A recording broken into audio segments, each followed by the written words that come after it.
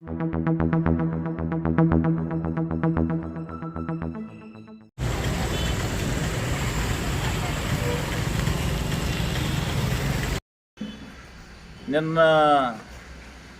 మొన్న ఒక press meet ఇచ్చారు. దాని గురించి ఈరోజు మేము మాట్లాడాల్సిన అవసరం వచ్చింది. మా గురించి కూడా మాట్లాడినారు. మేము ఒక రైతు కుటుంబం, మధ్య తరగతి కుటుంబం నుంచి వచ్చినాము. మేము మాది స్థానికులుగా, మాది ఇక్కడే, మా పూర్వీకులు ఇక్కడే. కానీ ఎక్కడో కొంతమంది వలస పచ్చులో ఎవరెవరో ఏదో చేసినట్లు ప్రగల్భాలు పలుకున్నారు. 1961లో మా నాయన గారు, మా తండ్రి గారు ఒక సొంత నిధులతో స్కూల్ కట్టించారు.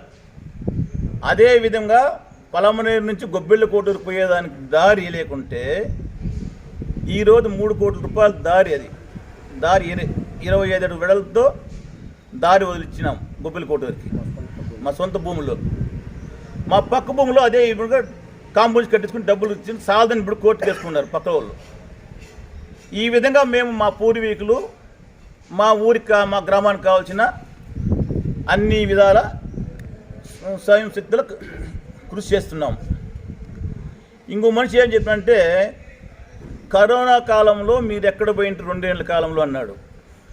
కరోనా కాలంలో కానీ మేము కూడా ప్రభుత్వ స్థలాలు రియల్ ఎస్టేట్ వ్యాపారం చేసుకుంటే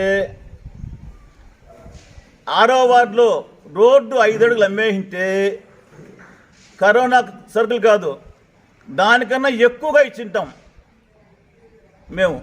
అదేవిధంగా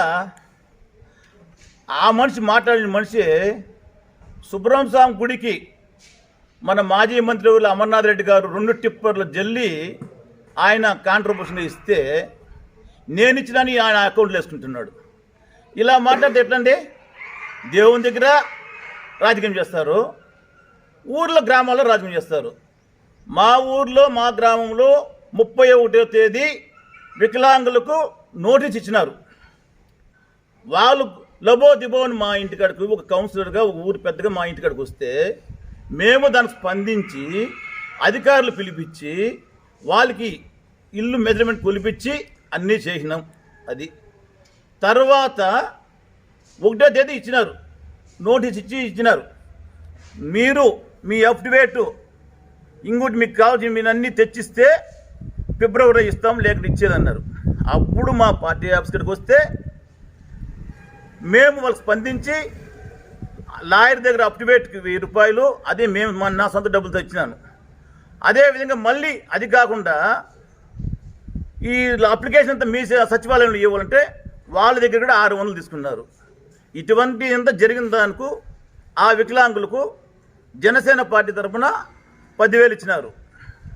నువ్వు పోయి వాళ్ళ దగ్గర కూర్చొని నాకు వికలాంగులు పెట్టున్నారు అని నువ్వేం చేసివే? నీ ప్రగల్భాలు ఉంటే నువ్వు ఏదో మాట్లాడుకొని ఒక 500 రూపాయలు జోబులో పెట్టేది వస్తుంది అంతే. నువ్వు చేసింది ఇంకేం చేసినలా. నువ్వు చేసింటే ప్రభుత్వ స్థలాలు రియల్ ఎస్టేట్ చేసుకుని ఇంకోటి చేసింటే మేము ఇంకా ఎక్కువగా ఏమేమి కావాలో చేసింటాం.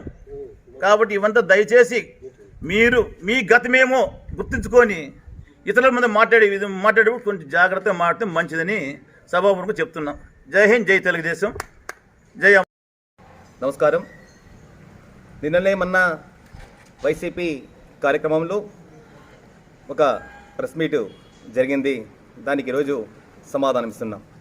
ఎందువల్లంటే నిన్న మా నాయకుడు కుప్పం పర్యటనలో ఉండడంలో మేమందరూ అక్కడికి వెళ్ళడం జరిగింది. సో నిన్న వీలైన కారణంగా ఈరోజు ఇస్తున్నాము.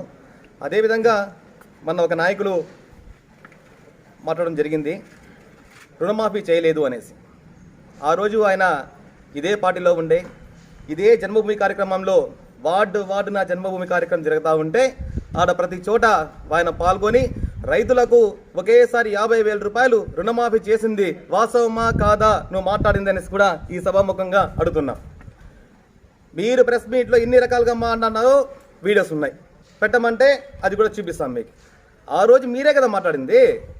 రైతుల గురించి మీరు మాట్లాడినారు, మహిళల గురించి మీరు మాట్లాడినారు, అదేవిధంగా అభివృద్ధి గురించి మీరు మాట్లాడినారు, అదేవిధంగా అమరణ చేసిన అభివృద్ధి గురించి మీరు మాట్లాడినారు.